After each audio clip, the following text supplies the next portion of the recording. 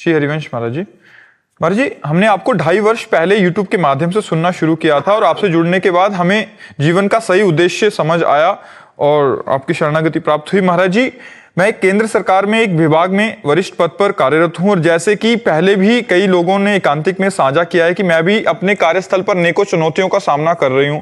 महाराज जी, वही है कि मतलब बहुत कुछ सहना पड़ता है, फिर अपमान होता है, अवहेलना होती है, तिरस्कार होते हैं, निंदा होती है, उपहास होते हैं। तो ऐसे में महाराज जी कार्य करना बहुत कठिन हो जाता है। ऐसे में खूब उत्साह पूर्वक काम करो। आप गलत नहीं होना चाहिए।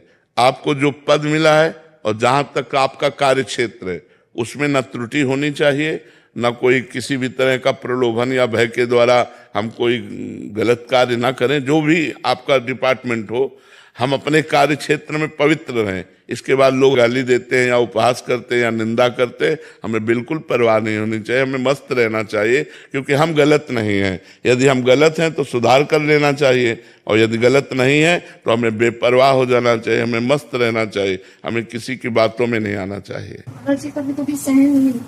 नाम जप करो तो इससे सहनशीलता बढ़ेगी।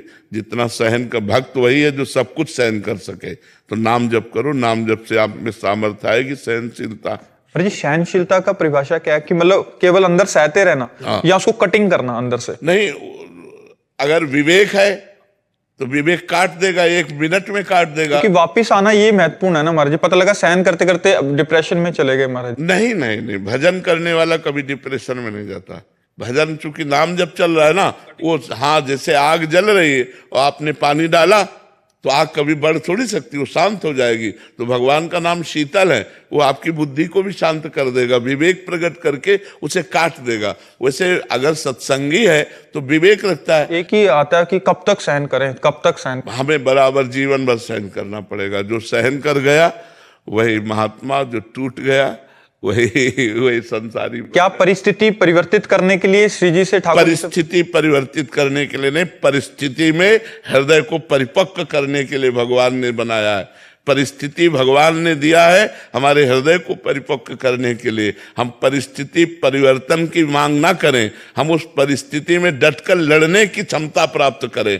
हम कहाँ भाग के जाएंगे, जहां जाएंगे वहां माया है। जिस परिस्थिति में भगवान ने मुझे रखा है, बहुत सोच समझ के रखा है और भगवान के द्वारा किए हुए विधान रूपी परिस्थिति में हमको बलवान बनना है, कमजोर नहीं बनना, हमको सहनशील बनना है। और जब आप सहन करने लगोगे ना तो आपको बुरा ही नहीं लगेगा, बुरा लगना ही बंद हो जाएगा। आप कहते हो कब तक सहन करें, सहन करना ही नहीं होगा, वो बुरा ही नहीं लगेगा।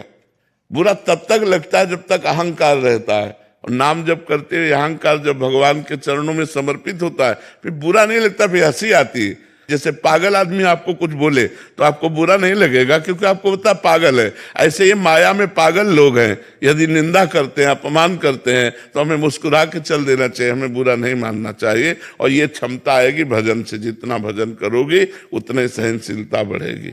ऐसा क्या होता है ना, दिन का अधिकतर समय वही बीतता है कार्यालय में, तो भजन अभी साधन उतना तो है नहीं हमारा। अभ्यास कीजिए, देखो अभ्यास कीजिए। हम कह रहे हैं कार्यालय में हमें तो क्या राधा राधा अंदर से नहीं बोल सकते। जब खाली समय है तो हम अभ्यास करें। जब हमारे अंदर ये लक्ष्य बन जाएगा ना कि मुझे भजन करना है तो कार्यालय में भी हम अच्छा भजन कर सकते हैं। हमारा लक्ष्य नहीं बनेगा ना तो एकांत में बैठे प्रपंच सोचेंगे, माला केवल अंगुली में घूमेगा, माला अंगुली में घूमेगा और दिमाग प्रपंच में घूमेगा। और अगर हम भजन लक्ष्य बना ले तो प्रपंच में रहते हुए भी दिमाग श्री जी में लगेगा, मेरा लक्ष्य भजन है। तो भजन करते हुए राधा राधा राधा, जब मान लो आप लैपटॉप में लगे हो या किसी कार्य में लगे हो तो उस कार्य को भगवान को समर्पित कर दो। शेष समय में राधा राधा जपो तो सुमिरन और सेवा दोनों के प्रताप से हमारा भगवत मार्ग प्रकाशित हो जाएगा।